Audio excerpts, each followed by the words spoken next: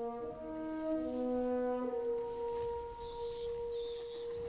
what is this strange place? I hear all sorts of weird animal noises. Wait, I think I hear some large creature coming.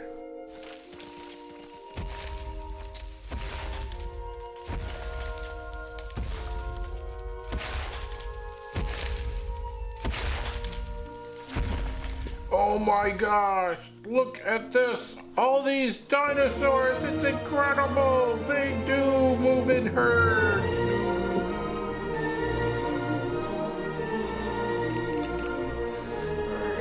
Oh, this is incredible! Dinosaurs alive! Hi everybody, welcome back to Mr.Skelcy's Kitchen Science, or Science in the Kitchen. This is episode number 7. Woohoo! So, what is this week's episode about? Well, if you saw our little movie prior to this, by the way, that is my daughter Caitlin's favorite movie, Jurassic Park. It's going to be about dinosaurs and fossils. Now, and if you look here in front of me, I got my little assortment of dinosaurs from school that I brought with me. But before we do that, we got to ask our good friend Yoda. This is kind of a Steven Spielberg, George Lucas thing, I guess, we got going on. So, hey Yoda, how's it going? Let's see what Yoda has to tell us. Oops. Sometimes his batteries fall out. Let's try. Yoda, what do you have to tell us? Impossible to see. It is. Like, I didn't know those batteries were loose. Hurry. Careful timing will lead. Yes, we do need to have careful timing. Not sure what that really means. Reach out. Sense the force around you. I try to every single day. Thanks, Yoda. Cool. So, hey, let's go right to our shout out. And this week it is 2nd grade and 3rd grade. So 3rd grade, Miss Bohannick's room, Cade, Eric, Faith, and Natalie. Hope things are going well. Miss Castillo's room, Lucas, Aragon, Lillian, and Marissa. Hello, hello. Miss Cant's room, Jacqueline, Miranda, Gabriel, and Ben. How's it going, guys? Miss Braun's 2nd grade, Colton, Milan, Laura, and McKenna. Hello, hello. Miss May's room, Mateo, Braden, Lorelai, Aubrey. Hope things are going well for you guys. And Miss Theek's room, McKenna, Elriana, Logan, and Max. I hope things are going well for those guys. I hope things are going well for everybody so far. So here we are. Now, here's the thing about dinosaurs. Dinosaurs and humans never ever lived together. Okay, we would never existed at the same time. And kids ask me that all the time. You know, were humans around? No, there's millions and millions and millions of years, like 65 million years, between when the dinosaurs were alive and when humans came into the picture. Now, we know that dinosaurs lived in really 3 major parts, which was the Triassic, Jurassic, and the Cretaceous. And T-Rex was really the big guy dinosaur in the Cretaceous. Cretaceous is where dinosaurs were probably their most unique, the biggest and baddest animals alive at the time. And then something happened. More than likely a meteoroid hit our planet, came from outer space. This giant space rock slammed into our planet, and a lot of things happened. There were probably massive earthquakes, big clouds of dust surrounded the planet and blocked out sunlight, giant tidal waves. Without light, plants started to die. So there was this huge chain reaction from this giant meteorite that hit our planet. And, you know, I really don't think, now this is Mr. Skelcy's take, that the dinosaurs probably just died like within a few days. It probably took years for dinosaurs to start to become extinct, okay? And we know that the word extinct means that the dinosaur, or any animal, if an animal becomes extinct, no longer is living on our planet. So how do we know dinosaurs lived on our planet? That's a question that kids ask all the time. And we know this through what we call the fossil record, or the fossil remains of dinosaurs. Now, what is a fossil? A fossil is basically a living thing, which means it can be a plant, it can be an animal, that includes dinosaurs to little insects, that make an impression in mud or rock, or their bones get saturated and they turn to stone themselves. And we find these fossils. Now, the other question kids always ask me is, were there dinosaurs in Michigan? Hey there, Mr.Skelcy, how you doing? Hey, it's Mr. Bananas. How you doing? Good. So, were there ever dinosaurs in Michigan? That's a good question. And the answer is, we don't know. What do you mean you don't know? You're a science teacher. I thought you knew everything, Mr. Skelcy. Well, we think, Mr. Bananas, that dinosaurs probably did live in Michigan, but we never find any of their fossil remains because of glaciers and ice ages and all sorts of things that happened on our planet. Oh, that's too bad. I'd like to find a dinosaur bone. Well, you know what? You might find a mastodon bone, which kind of was related to an elephant. And we find those fossils in Michigan all the time. Oh, that's cool. I gotta go look for fossil. Bye-bye. Okay, see you, Tom, or Mr. Bananas. Got him mixed up with Tom for a second there. So we know that there are a fossil record, but you can find fossils in Michigan. You're gonna find fossils of seashells. Petoskey stones are actually prehistoric coral. I know if you go to the souvenir shop up north, you see all those nice shiny Petoskey stones, and real Petoskey stones don't look like that at all. Those have been shined up. The real Petoskey stones look very rough, but you can tell that that was probably prehistoric coal at some time, and you can find shells.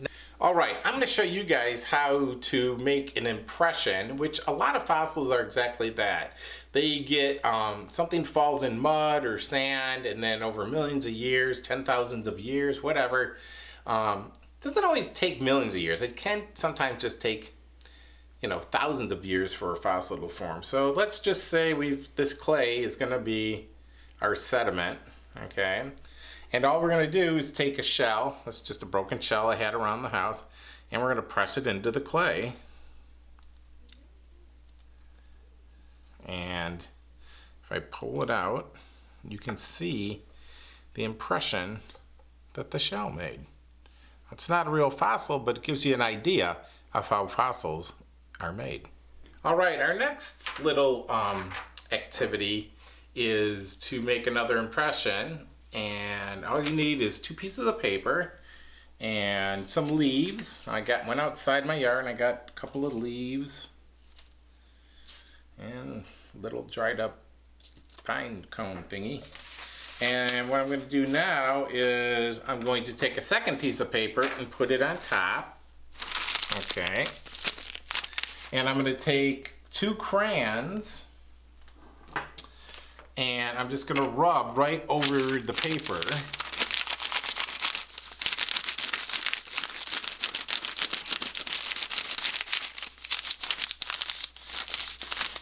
Pretty cool. You can see, oop. My little pine cone thing fell out. You can start to see the impression of the leaves. I like to use different colors to make it colorful. And all I did is I peeled the paper off a crayon so I could do a rubbing a little better.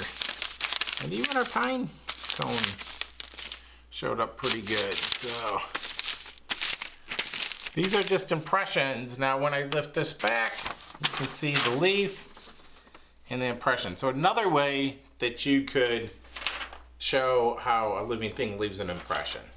All right, we're moving on to our last little activity, and this is probably by far the most favorite of all elementary children's science activity. Now I'm going to ask Iki. Hello there. Hey Iki, how you doing? I'm doing okay. Been busy, social distancing.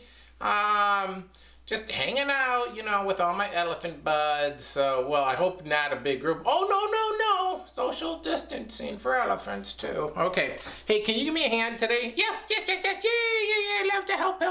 Okay, so we're going to do a volcano. Ooh, I'm scared. Don't be scared. This is just, don't be scared. Okay, I won't be. So, I already made a volcano here. And I put it in this pan. Now what I did is I took a very little glass and I wrapped it in clay to look like a volcano, okay? Woo! Okay, now, so we're going to add some baking soda and some vinegar to make a chemical reaction. Sounds dangerous. No, it's not dangerous, but it is messy. Ooh, I like messy things. I know you do.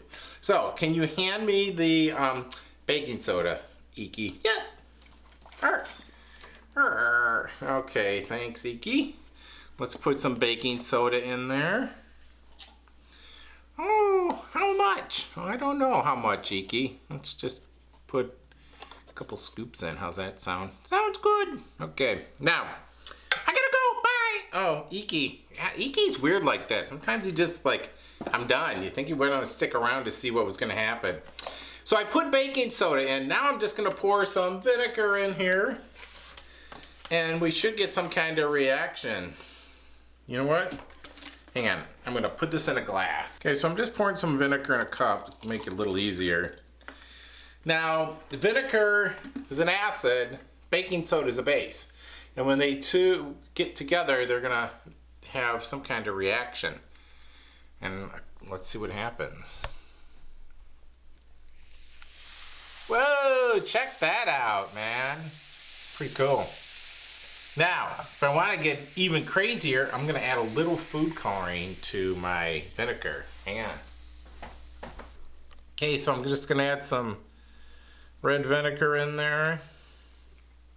I mean, red food coloring to the vinegar. It's been a long day. And I'm going to pour this in, make it look like lava. Ooh, let's add a dinosaur. Here we go, dinosaur. Wow. Oh, look at the hot lava. I'm getting out of here. Run away. Of course, dinosaurs never talked. Let's try it one more time. All right, here we go. Pretty cool. It's a cool experiment, but it's messy. That's why I put it in the pan, so the cleanup is easier. Hey, Mr. Bananas. Hey, Mr. Skelcy, how you doing? Good. This is pretty cool. We're learning about fossils and dinosaurs. Yes, it is, but they're a little scary. They scare me. I don't want to get eaten by a dinosaur. He's going to eat me up. I'm so scared. Help me. No, Mr. Bananas, what they say earlier about dinosaurs and humans, you said they never lived together. That's right. They lived millions of years apart. So you don't have to worry about a dinosaur. But you know what we have to worry about? What? Getting Mr. Factoid in here. Do your banana call. Mr. Factoid, Mr. Factoid, Mr. Fact. Hey, social distancing. 6 feet. You're clueless sometimes. What's the fact today, Mr. Factoid? A carbonized fossil is one where the organism itself has vanished, but a perfect cast of it exists in mud or shale. Many delicate plant fossils take this form.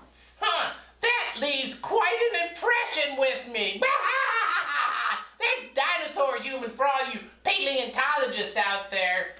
See you later, Mr. Factoid. See ya. Hey, check out that moon tonight. I will. Okay, bye-bye. Bye. I love you. Hey, come on, Mr. Bananas. I know you love everybody. You're chasing around, talking about how the other Mrs. Factoid was cute and you're troublemaking monkey out of. Get out of here. Bye-bye. Okay.